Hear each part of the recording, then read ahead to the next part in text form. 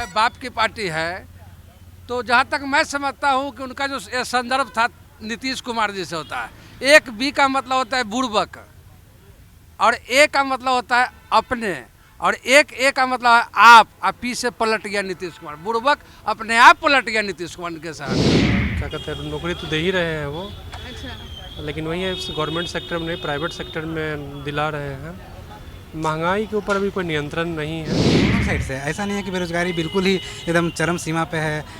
ठीक है, बेरोजगारी तो है, ऑफ कोर्स है, लेकिन ऐसा नहीं है कि वो एकदम तबाह कर देने वाला बेरोजगारी है। बेरोजगारी सुरसा की तरह मुंह फैलाए हुए है।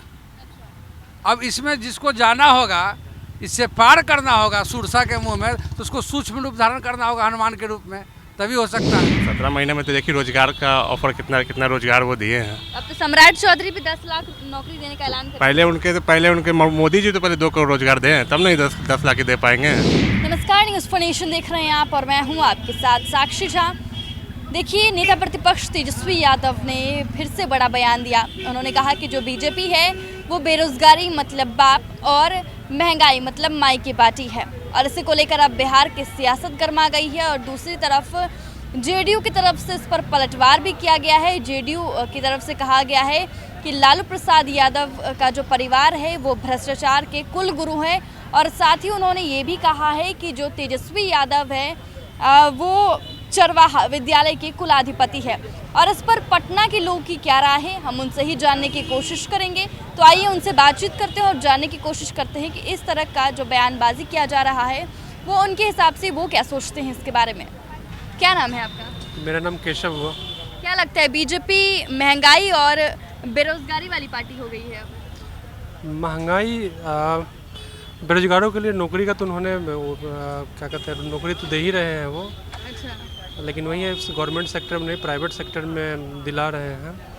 महंगाई के ऊपर अभी कोई नियंत्रण नहीं है, उसमें और सुधार करने की ज़रूरत है। सुधार करने की जरूरत है। महंगाई, ठीक। क्या लग रहा है, आप नौकरी करते हैं? हाँ, मैं तो नौकरी करता हूँ। किस सेक्टर में है आप? मैं गवर्नमेंट सेक्टर हूँ। कॉर्पोरेट नौकरी करते हैं, तो सरकारी नौकरी नहीं है? नहीं, सरकारी नौकरी है। सरकारी नौकरी है। हाँ। ठीक है, इसीलिए आप बोल रहे हैं कि नौकरी मिल रही है? नौकरी मुझे बहुत पहले जॉब मिला हुआ है, अभी रिसेंट का नहीं है। कब मिली रिसेंट आपको? में वैकेंसी बहुत कम आ रहा है। मुझे 2014 में मिला था। 14 में हाँ। नरेंद्र मोदी की सरकार आ गई थी उस समय। रिक्रूटमेंट कांग्रेस के समय का था अच्छा, कांग्रेस। और ज्वाइनिंग नरेंद्र मोदी के समय में। क्या कहेंगे सर, ज़्यादा बेरोजगारी और महंगाई बढ़ गई है? देखिए, वो आपके नज़रिया पे डिपेंड करता है। अगर आप पक्ष के वोटर हैं तो आपको ऐसा नहीं लगेगा, और अगर आप विपक्ष के वोटर हैं तो लगेगा कि हाँ बड़ी महंगाई बढ़ी। वोटर्स भी पक्ष विपक्ष के होते हैं, मुद्दा नहीं दिखेगा। मुद्दा देखिए दोनों साइड से, ऐसा नहीं है कि बेरोजगारी बिल्कुल ही एकदम चरम सीमा पे है। ठीक है, बेरोजगारी तो है, ऑफ कोर्स है, लेकिन ऐसा नहीं है कि वो एकदम तबाह कर देने वाला बेरोजगारी है। तो आप पक्ष के वोटर हैं या विपक्ष के वोटर हैं? अब वो साफ साफ तो पक्ष विपक्ष के वोटर। साफ तो हम किसी के बारे में नहीं बोलते हैं, चाहे वो तेजस्वी यादव हों या मोदी जी हों, दोनों। किसका काम ज़्यादा अच्छा लगा? काम देखिए, तेजस्वी जी का काम ज़्यादा देखने को मिला नहीं है अभी तक। अगर कभी 17 महीने में तो रहे नौकरी। 17 महीने में देखिए, वो कहने के बात है, 17 महीने नहीं, 5 साल सरकार चलाने के बाद समझ में आता है कि क्या काम हुआ क्या नहीं हुआ है। अच्छा, 17 महीने में कुछ खास पता कहाँ से नहीं पता चलेगा, नहीं पता चल पाएगा। वो कहने की बात है कि 17 महीने में जो है पूरा बदलाव आ गया। लेकिन तेजस्वी यादव तो बोल रहे हैं कि नौकरी रूपरेखा बदल दी। नेता है ना, वो नेता तो बोलेंगे ही, लेकिन जो धरातल पे जो चीज़ें आती है वो 5 साल कम से कम लगती है। तेजस्वी यादव बीजेपी को महंगाई मतलब माँ की पार्टी और बेरोजगारी मतलब आपकी पार्टी बता रहे हैं। तेजस्वी यादव आज की तारीख में बिहार में राजनीति का एक धारा बन चुके हैं, और उन्होंने जो कहा है वो आज के बिहार के संदर्भ में बिल्कुल सत्य है, क्योंकि यहाँ पर बेरोजगारी सुरसा की तरह मुंह फैलाए हुए हैं। अब इसमें जिसको जाना होगा, इससे पार करना होगा सुरसा के मुंह में, तो उसको सूक्ष्म रूप धारण करना होगा हनुमान के रूप में, तभी हो सकता है। और महंगाई इस तरह की है कि लोग खाने के लिए आज मजबूर हैं।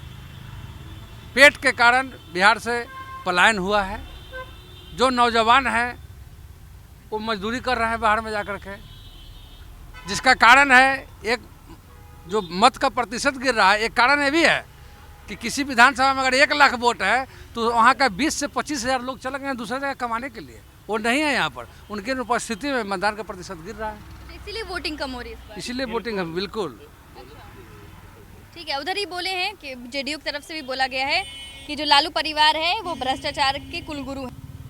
ये देखिए, ये तो जदयू का अपना सोचना है, लेकिन इससे पहले भी तेजस्वी जी बोले थे कि मेरी पार्टी जो है बाप की पार्टी है।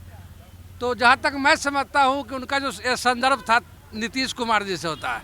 एक बी का मतलब होता है बुड़बक, और ए का मतलब होता है अपने, और एक ए का मतलब है आप पी से पलट गया नीतीश कुमार। बुड़बक अपने आप पलट गया नीतीश कुमार के से हट करके। इसलिए ऐसे लोग जिनकी आज राजनीतिक प्रासंगिकता समाप्त हो रही है, वो भी सामाजिक न्याय के नौजवान तेजस्वी यादव और पुरोधा आदरणीय परम पूज्य श्रद्धेय लालू प्रसाद यादव जी पर हमला कर रहे हैं।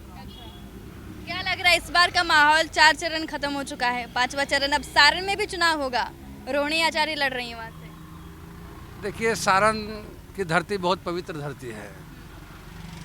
अगर देश में अगर आप देखें तो धार्मिक दृष्टिकोण से वहाँ पर एक घाट है कोन्हारा, सोनपुर में, जो सारण पड़ता है। उसके विषय में कहा जाता है कि गज और की ग्राह की लड़ाई हुई, वहाँ पर स्वयं भगवान हरि विष्णु आकर के और ग्राह को मारे थे। उस समय एक प्रश्नवाचक चिन्ह उत्पन्न हुआ, पूछा कि कौन हारा? तो कोन्हारा घाट का नाम तब है, कौन हारा? तब बोले कि भगवान भगत के बस में न गज हारा न ग्राह हारा, मैं हारा हूँ, इसलिए उस घाट का नाम कोन्हारा रखा गया। दूसरा बात, वहाँ पर राजनीतिक दृष्टिकोण से देश के प्रथम राष्ट्रपति सारण के ही थे। उस समय सारण प्रमंडल में अभी भी सिवान जिला है, जीरादेई। उसके बाद लालू प्रसाद यादव जी, वहाँ के भिखारी ठाकुर, वहीं के महेंद्र मिश्र लेखक। और आज के डेट में इस देश में पिता के प्रति अगाध लगाव के कारण विश्व स्तर पर मशहूर रोहिणी आचार्य जी चुनाव लड़ रही हैं। वहाँ के जनमानस में यह विश्वास है और जितना उनको समर्थन मिल रहा है, इससे हमें लग रहा है कि वहाँ पर बहुत भारी मत से वो चुनाव जीत। ये जो बीजेपी है महंगाई और बेरोजगारी वाली पार्टी हो गई है। वो तो आपको दिख ही रहा होगा, 2014 से लेकर 2024 का ग्राफ आप देख लीजिए कि महंगाई कहाँ से कहाँ चला गया है। नहीं, आपके हिसाब से महंगाई और बेरोजगारी मतलब हुई है कि चरम सीमा पे है दोनों चीज़। चरम सीमा पर? जी बिल्कुल। अच्छा, कुलगुरु बताया है, जितने भी लालू परिवार है उनको कुलगुरु बताया है भ्रष्टाचार का। तो उनके पास एक ही मुद्दा ही रहता है, लालू परिवार, उसके अलावा कोई मुद्दा थोड़ी रहता है। और कोई मुद्दा नहीं? कोई मुद्दा नहीं, सिर्फ लालू परिवार। अच्छा जी, कोई बेरोजगारी, रोजगार किसी को कोई बात सुनी है उनसे?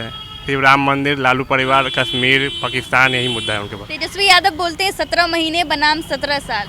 17 महीने में तो देखिए रोजगार का ऑफर कितना रोजगार वो दिए हैं। अब तो सम्राट चौधरी भी 10 लाख नौकरी देने का ऐलान कर। पहले उनके मोदी जी तो पहले 2 करोड़ रोजगार दें, तब नहीं 10 लाख ही दे पाएंगे। अच्छा, ऊपर से जब पास ही नहीं हो तो नीचे कहाँ से दे पाएंगे? तो वो भी तो डिप्टी सीएम है बिहार के। और जब मोदी जी उनके सीनियर नहीं दे पा रहे तो जूनियर क्या कर पाएंगे उनके? कुछ नहीं कर पाएंगे। ठीक है, क्या कहेंगे सर, बेरोजगारी और महंगाई वाली पार्टी हो गई है बीजेपी? महंगाई वाली पार्टी तो 10 साल से है। जनता का आशा आकांक्षा उनसे था। 2014 में वो खुद अपने से एक बहुत बड़ा पहाड़ बना था। अच्छा, और जनता का विश्वास जीता था, युवाओं को दिल में वास किए थे वो मोदी जी। एक एक युवा के दिल से निकलता था मोदी जी का है कि हम प्रत्येक साल 2 करोड़ नौकरी देंगे। गरीबों के लिए सोचते थे, बड़ा बड़ा बात बोलते थे, किसान के आय को 2.5 गुना कर देंगे। और उसके बाद ये बोला ये कि 2 करोड़ नौकरी देंगे, जो भी पैसा है स्विस बैंक में भ्रष्टाचारियों का 15 लाख रुपया हमारे एक अकाउंट में देंगे। कुछ तो दिए नहीं। तो देश में तो अभी सबसे बड़ा समस्या है ही, महिलाएं सिलेंडर ऊपर में रख के हमारे कोसी में जाइए, हर जगह जाइए, देखिए सब लकड़ी चुन चुन के खाना बनाती है। जेडीयू वाले कह रहे हैं कि भ्रष्टाचार के कुलगुरु हैं पूरा लालू परिवार। बोलेंगे ही ना। अच्छा, बोलेंगे? हाँ, निश्चित। उस पर भी आज उपचार हुआ है सुप्रीम कोर्ट में। आज जजमेंट आया है, जो 22 में उनको पावर दिया गया था, सीबीआई और सबसे पावर कि किसी को भी आप उठा लीजिए, किसी पर भी आरोप लगा के उसको जेल भेज सकते हैं। आज उस पर रोक लग गया है। 85% जो भी विपक्ष के हैं उन्हीं को ईडी छापा मार के अंदर किए, उस पर रोक लगा है।